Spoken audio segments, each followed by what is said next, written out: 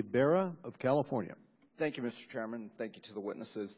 As has been mentioned previously, I had the opportunity over Memorial Day to visit Afghanistan with Congresswoman Ross Layton as well as my colleague, Mr. Kennedy.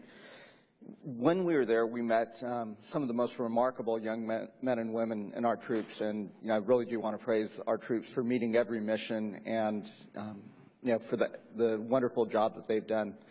We also had the opportunity to meet with Mr. Karzai, and in that meeting, this was back in May, he unequivocally expressed a desire to get a BSA done fairly quickly, and at the same time unequivocally said he has no desire to stand for election again and wanted to see the elections that are coming up in 2014 take place without any interference.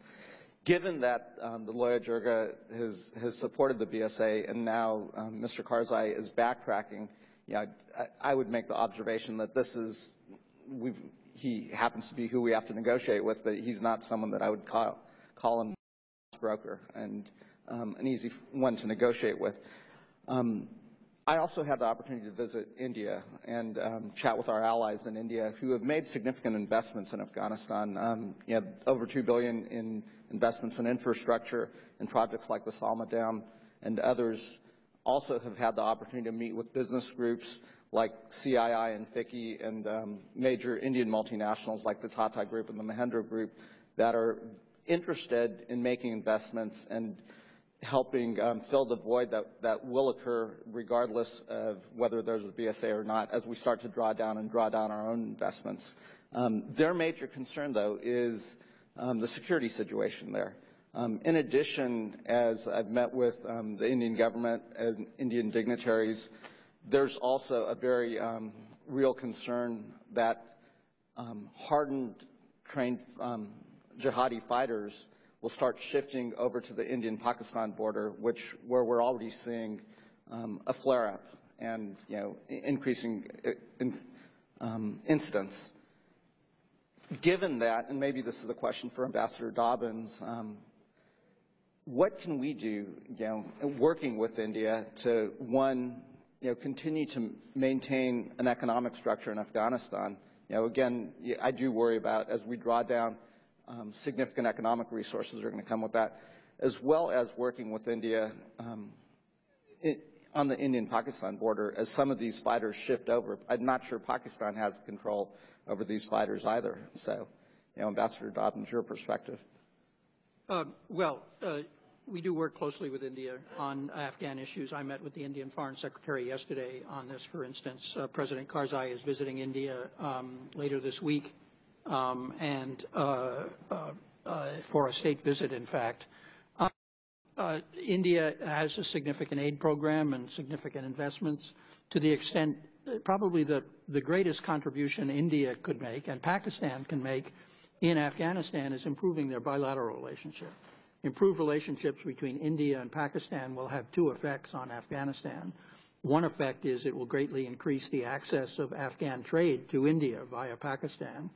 But secondly, and equally important, it will reduce the competition between the two countries for influence in Afghanistan in a way that's often proved highly destabilizing. So we've been encouraging both both Pakistan and India to overcome their differences in Kashmir, their differences over Afghanistan. I think there is some hope with the new Pakistani government. Of course, the Indians have elections shortly, but it's an area that we're continuing to press. I don't think that there's any near-term danger of foreign fighters shifting from Afghanistan to the border with India, among other things, because unfortunately the war in Afghanistan isn't over. But the Indian concerns are legitimate, and it's something that we do need to be careful about. Do you sense in your conversations with the Pakistani government that I sense that the Indian government certainly does want to see improved relationships with Pakistan as a mechanism of stabilizing South Asia as well. Do you sense that same desire from the Pakistani side? I do, and I think the Indians do as regards the new Prime Minister and his civilian leadership. Now, in Pakistan, traditionally, the security sphere has been left largely to the military, and they've been largely free of civilian oversight or control.